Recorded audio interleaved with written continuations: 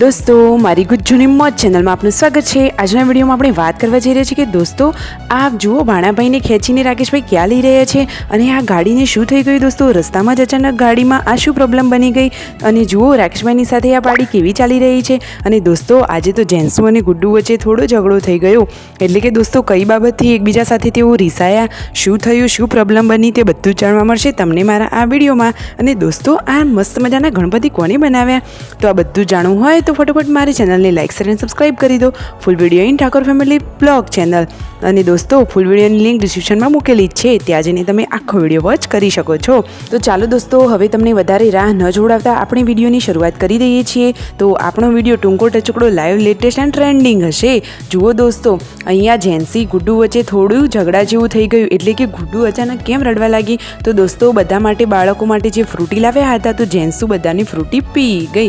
અરે રે તો ગુડ્ડુ તો રીસાઈ ગઈ, એને એની ફ્રૂટી ફ્રીજમાં ઠંડી થવા મૂકી હતી તો જેન્સી એ ફ્રૂટી પી ગઈ અને એ બોક્સમાં પાણી ભરી અને પાછું ફ્રીજમાં એને મૂકી દીધું। અરે રે જુઓ તો ખરા એને કેવો આઈડિયા વાપર્યો।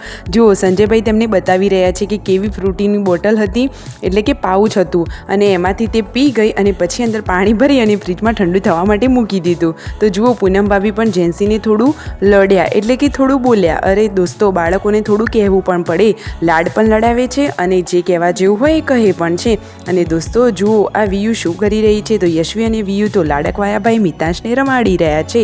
દોસ્તો આ ફેમિલીના વિડીયો બહુ મસ્ત હોય છે, તમે તેમના વિડીયો વોચ કરજો, તેમને હંમેશા સપોર્ટ કરતા રહેજો।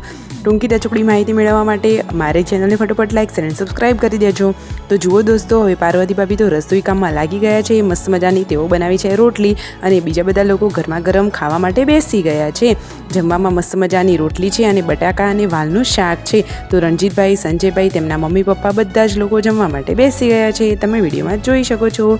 અને જુઓ છેલ્લે બેસે છે ખાવા માટે રાકેશભાઈ અને જુઓ હવે તેમના મમ્મી આરામ કરી રહ્યા છે અને તેમના પપ્પા આ ક્યાં ચાલ્યા દોસ્તો તો ગાડી લઈ અને રાકેશભાઈને બધા લોકો જઈ રહ્યા છે કાજલબેને જે કાગળિયાનું જે થોડું કામ હતું એના માટે શિલ્પા ભાભી સાથે ગયા હતા, તેમની સિલાઈ મશીનનો થોડો સામાન લાવવાનો હતો તો તેમણે તે ખરીદી કરી લીધી।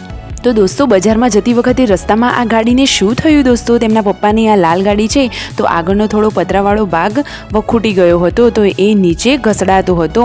તો દોસ્તો હવે એ તો ઠીક થઈ જશે। અને જુઓ આ શિલ્પા ભાભીના હાથમાં શું છે તો દોસ્તો મિતાંશનું જે ગોળિયું છે તેના નીચે આ પાયા લગાવવાના હતા। તો જુઓ રાકેશભાઈ અને તેમના પપ્પા આ દુકાનેથી આવા પાયા લઈને આવ્યા છે।